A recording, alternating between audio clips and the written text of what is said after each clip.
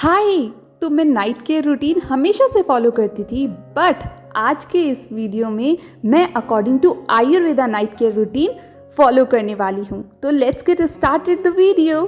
बहुत टाइम पहले नहीं, जब इलेक्ट्रिसिटी का इन्वेंशन नहीं हुआ था, तब जब सूरज डूब जाता था और आखिरी कैंडल जल जाती थी, तो ह्यूमंस भी बेड में चले जाते थे। इसीलिए लोग नेचर की रिदम के साथ ज़्यादा रहते थे। बट नाउअडेज हम लोग नेचर से बहुत डिस्कनेक्ट हो रहे हैं, और जिसके कारण हमें हेल्थ इश्यूज भी हो रहे हैं। गर्ल्स की बात करें तो उनके अंदर पीसीओडी, पीसीओएस, थायराइड और हार्मोन का इनबैलेंस जैसी प्रॉब्लम्स देखने को मिलती हैं। आयुर्वेदा के अंदर हम डे टाइम रूटीन फॉलो करते हैं 6 AM to 6 PM, जिसे हम दिनचर्या बोलते हैं। सिमिलरली हम फॉलो करते हैं नाइट रूटीन, जो कि है 6 PM से 6 AM। दिस इज कॉल्ड रात्रिचर्या। Proper night time routine ensure करता है कि हम मॉर्निंग में जल्दी उठ सकें और हमारे दिन की शुरुआत एनर्जी के साथ हो। It's very important to know कि हमारी नाइट की शुरुआत इवनिंग से भी पहले हो जाती है। तो जो हम इवनिंग में चूज करते हैं वो डिटरमाइन करता है कि हमारी मॉर्निंग कैसी होगी। अकॉर्डिंग टू आयुर्वेदा नाइट को 3 पीरियड्स में डिवाइड किया गया है। 6 PM से 10 PM is a kapha time, 10 PM से 2 AM इज अ पित्त टाइम, और 2 AM से 6 AM इज अ वात टाइम। अब क्योंकि ये संस्कृत के वर्ड्स हैं तो मुझे थोड़ी सी प्रॉब्लम हो रही है इनको प्रोनाउंस करने में, बट मैं अपने आप को इम्प्रूव कर रही हूँ। एनीवे, अकॉर्डिंग टू आयुर्वेदा जब ये दोष तीनों बैलेंस रहते हैं तो हमारा शरीर हेल्दी है, लेकिन ये तीनों दोष अगर गड़बड़ाए हुए हैं तो इसका मतलब हेल्थ इश्यूज हो सकते हैं। इसीलिए आयुर्वेद के अंदर परफेक्ट हेल्दी बॉडी मेंटेन करने के लिए दिनचर्या और रात्रिचर्या की बात की गई है। 6 PM से 10 PM is a kapha time.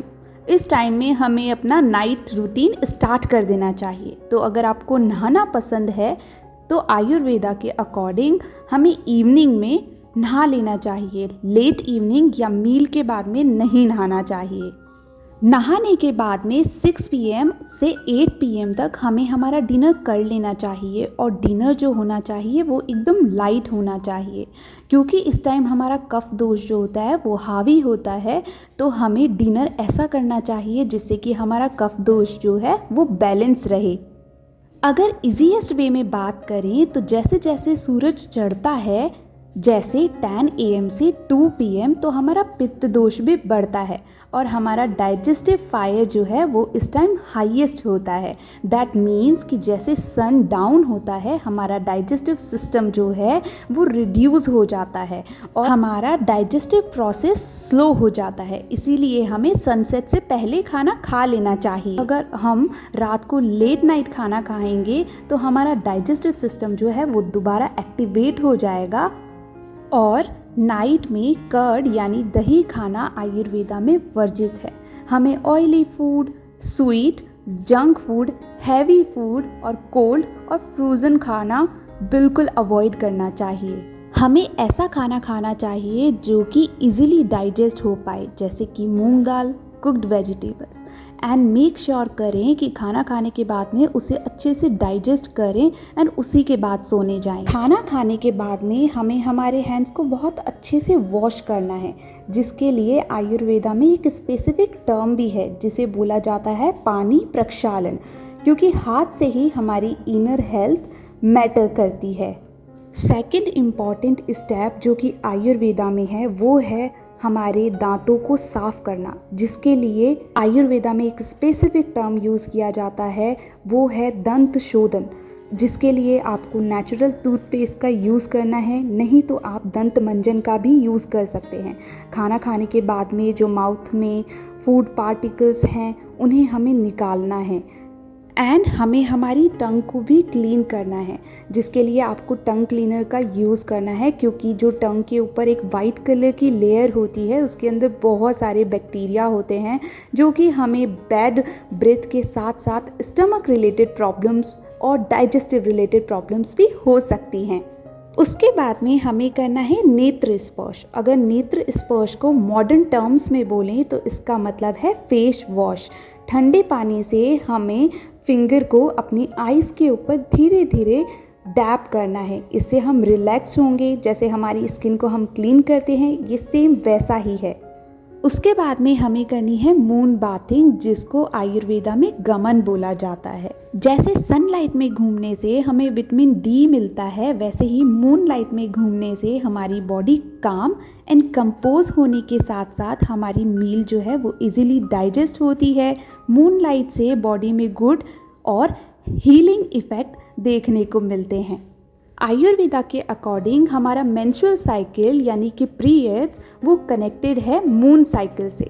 तो अगर आपको पीरियड्स रिलेटेड प्रॉब्लम है तो आपको मून बाथिंग ज़रूर लेनी चाहिए। ये इम्प्रूव करता है पीरियड्स की साइकिल को। तो 100 स्टेप्स मूनलाइट में ज़रूर लेने चाहिए। घूमने के बाद में कंफर्टेबल कपड़े वेयर करें एंड उसके बाद में अगर आपको सोने में प्रॉब्लम होती है तब भी और नहीं होती है तब भी आपको अपने फीट्स को वार्म वाटर के अंदर थोड़ी देर के लिए सोक करके रखना है। उस वाटर के अंदर आप ऐड कर सकते हैं एप्सम सॉल्ट और लेवेंडर ऑयल। अगर आपके पास में नहीं है तो आप घर का सॉल्ट और कोई भी ऑयल उसके अंदर डाल सकते हैं। उसके बाद में फीट्स की मसाज करनी है, जिसको आयुर्वेदा में पदा अभ्यंग बोला गया है, जिसके लिए आप घी का यूज़ कर सकते हैं या फिर वार्म ऑयल का यूज़ कर सकते हैं। ये बॉडी से पित्त दोष को दूर करने में हेल्प करेगा और रिलैक्स रखेगा। उसके बाद में आपको किसी भी प्रकार का हॉट ड्रिंक इनटेक करना है, जिसके अंदर आप ग्रीन टी ले सकते हैं और मिल्क भी ले सकते हैं। मैंने इसके अंदर थोड़ी सी टर्मरिक और घी को ऐड किया है। टर्मरिक जो कि हमारे इम्यून सिस्टम को स्ट्रॉन्ग बनाता है और इसके अंदर थोड़ा सा घी जो कि हमारे डाइजेशन को इम्प्रूव करेगा। इसको हमेशा सोने से 1 घंटा पहले पीना है। उसके बाद में आप रीडिंग कर सकते हैं, मेडिटेशन भी कर सकते हैं और किसी भी प्रकार की एक्सरसाइज और योगा भी कर सकते हैं। और ऑलवेज़ रिमेंबर कि हमें हमारे सारे इलेक्ट्रॉनिक डिवाइस को 2 घंटे पहले सोने से स्विच ऑफ करके और साइड में रख देने हैं। ना ही हमें टीवी, लैपटॉप और फ़ोन नहीं चलाना है, क्योंकि उसकी ब्लू लाइट जो कि हमारी आइज़ के ऊपर पड़ती है तो उससे हमें नींद नहीं आती है और हमें नींद आने में प्रॉब्लम होती है। और अगर इस बीच आपको नींद नहीं आ रही है तो फ़ोन नहीं चलाना है। आपको 10-10 मिनट में वॉकिंग करनी है, उसके बाद में आपको नींद ईजीली आ जाएगी।